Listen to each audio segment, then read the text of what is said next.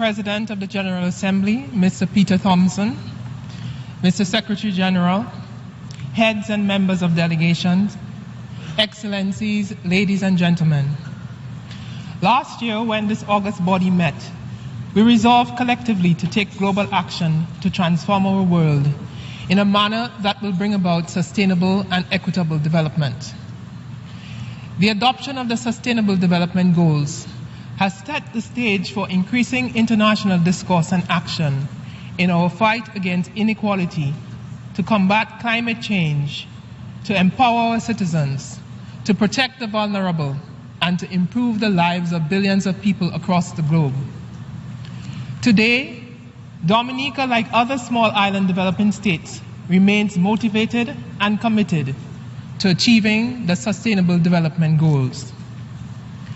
Mr. President, for my country, the realization of the SDGs is not simply about ticking boxes. Fundamentally, it is about making a real and meaningful difference in the lives of our citizens. However, in order for those essential changes to take place, we must each do more at the national level, and all countries must deliver on their commitments according to their respective means. This effort will require more structured and effective partnerships. Additionally, Mr. President, as we focus our minds on the SDGs, we must also sharpen our focus on the impact that climate change continues to have on the development of SIDS. In the last few years, we have witnessed dramatic reduction in agricultural production. We are also experiencing more severe and prolonged droughts, oftentimes followed by sudden and high volumes of rainfall, which result in massive soil erosion and catastrophic loss and damage. Likewise, the ongoing phenomenon of beach erosion, destruction of coral reefs, so vital to our tourism product and the character of our islands, risk untold damage to our prized tourism assets. Consequently, the economic impact on SIDS are dire. More urgent and wide-ranging action is needed in the fight against climate change to ensure our very survival. To this end, we look forward to building on the momentum of the Paris Agreement as the UNFCCC moves to COP22 in Marrakesh later this year. Mr. President, distinguished delegates, as many of you will recall, a little over a year ago, the Commonwealth of Dominica was painfully reminded of the devastating impact of climate change. In less than 24 hours, Tropical Storm Erica took the lives of 30 Dominicans and wreaked havoc on our country's physical and social infrastructure. This single climactic event caused damages estimated at EC $1.3 billion, or US $483 million, which accounted for 90% of the island's gross domestic product. 1 year on, we are making great strides and are on track to build back better and to build more climate resilient and adaptive infrastructure. Whilst we congratulate the Dominicans at home and abroad for their support and dedication, our progress has been made easier through partnership and support from our bilateral and multilateral partners. We therefore take this opportunity to thank them publicly for their invaluable contribution to our rebuilding efforts. Mr. President, I can tell you that Dominica's experience with Tropical Storm Erica is all too common in the lives of SIDS. We continue to suffer the disproportionate burdens and impacts of climate change, which also severely undermines our efforts at sustainable development. Also troubling are the slow onset events and extreme weather events brought on as a result of climate change. These are expected to become more frequent and more destructive. What this means for us in real terms is that limited resources that should be targeted at transformative and sustainable development of necessity have to be continuously shifted to post-disaster rehabilitation. Mr. President, this is why Dominica continues its call for collaboration in establishing an international natural disaster risk fund to provide timely financial support to SIDS affected by natural disasters. The current catastrophic risk fund within the Caribbean Development Bank for Caribbean SIDS and the IMF and World Bank disaster recovery facilities are good starting points. Regrettably, in the face of the enormous challenge, their funding levels remain vastly insufficient. We would be quite encouraged should the capitalization of the Special Natural Disaster Risk Fund come from the Annex 1 members and other major emitters, including voluntary contributors. We believe that such a facility would allow SIDS to access and secure funds in a more predictable and timely manner, and to be able to rebuild more robust infrastructure through effective technical assistance and physical development planning. It would also help these climate vulnerable countries to build more climate resilient economies and be able to identify vulnerable areas which need to be adapted and mitigated to better deal with any catastrophic future events. Mr. President, the government of Dominica is also taking effective steps at a national level to improve our ability to respond and to deliver in post-disaster situations. This year, Prime Minister Roosevelt Skerrit outlined a proposal to establish a National Vulnerability, Risk and Resilience Fund. This fund aims to ensure that government has immediate access to financial resources in the event of a natural disaster. Funds would also be used to finance climate resilient projects and programs. The capitalization of the fund will come from government revenue and returns from government's investments in renewable energy projects that have already been implemented with grants and concessionary financing through the Green Climate Fund. 2 projects have already been identified: the geothermal energy project and a national waste-to-energy project. Mr. President, today's interconnectedness of global markets make access to the global financial system a prerequisite to economic development and a sine qua non for sustainable development. The free movement of goods and services depends on the ability of the public and private sectors to move financial resources throughout the world. Therefore, recent actions taken by several international banks in the United States and across Europe to terminate correspondent banking relations with indigenous banks in the Caribbean has made it difficult for the Caribbean to do business with the rest of the world. The consequences are far-reaching. It has affected the transmission of remittances, undermined foreign investments, restricted the repatriation of profits, and restricted our national and indigenous banks' ability to participate effectively in the international financial systems, even though they have not been found guilty of any financial or security breaches. Mr. President, the governments of the Caribbean community have long recognized and supported the need for common global action against the financing of terrorism, money laundering, organized crime, and other illegal activities.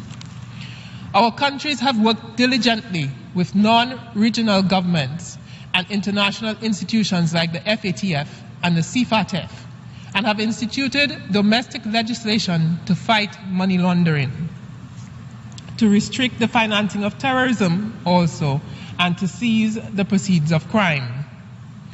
Our leaders acknowledge that the de-risking of correspondent banks is a direct response to the regulatory requirements imposed by those jurisdictions where they operate. We want to see action to remedy its harmful effects on us. The unintended consequences threaten our very economic survival. The solution lies, we believe, in meaningful dialogue between and among states. Through dialogue, we hope to see the creation of rules-based standards and mechanisms that govern the establishment and maintenance of correspondent banking relations, and 2 regulatory changes under which the respondent banks instead of correspondent banks would be sanctioned for AML CFT violations, thereby removing the burden of compliance from the latter. Like most challenges of global magnitude, this calls for strong international partnerships. One such partnership is the Samoa Pathway, which we believe presents a blueprint for SIDS' accelerated modalities of action. It also highlights durable and genuine partnerships as a cornerstone for achieving the SDGs in SIDS. Additionally, we believe that South-South cooperation, North-South and triangular cooperation have served and will continue to serve as an effective platform for technology transfer and capacity building. We thank our developed country partners who continue to play a major role in our development and in our efforts to realize the Sustainable Development Goals. Over the years, these countries have stood steadfastly with us in our commitment to improve the lives of our people. Assistance with developing sustainable agriculture, tourism, and energy, especially with geothermal energy development, have set the platform for sustainable social and economic development, while at the same time combating climate change. Mr. President, we strongly believe, however, that an effective strategy to realize SDGs will require an overhaul of the manner in which official development assistance is executed. ODA must be more informed by the realities in the recipient countries. It must be more predictable and accessible in a timely manner. For instance, the very unrealistic and arbitrary classification of several small island developing states as middle-income countries based on the flawed notion of GDP per capita. This is yet another way in which the efforts of small countries at building economic resilience and sustainable development are systematically undermined. It is a tendency which completely obscures the reality in SIDS, and it ignores our inherent characteristics of vulnerability. We will continue to draw attention to the unsuitability of these categorizations. At the same time, SIDS will continue to explore opportunities within the framework of South-South cooperation. We have been encouraged in recent times by the increasing levels of partnership among and between countries of the South. The role of China has become integral to South-South cooperation, and China has demonstrated its willingness and capacity to assist developing countries in critical areas of development. These have included funding for and construction of essential physical infrastructure, as well as providing assistance in equipment and delivery of healthcare services and human resource development. Equally, Mr. President, countries such as Venezuela and Cuba continue to make durable and significant impact on the healthcare, education, and energy landscape of Dominica.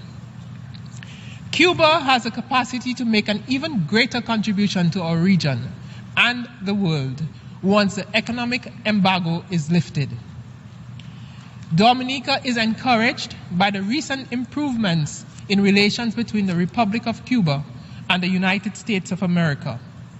We applaud President Obama's initiative as progressive and worthy of international support.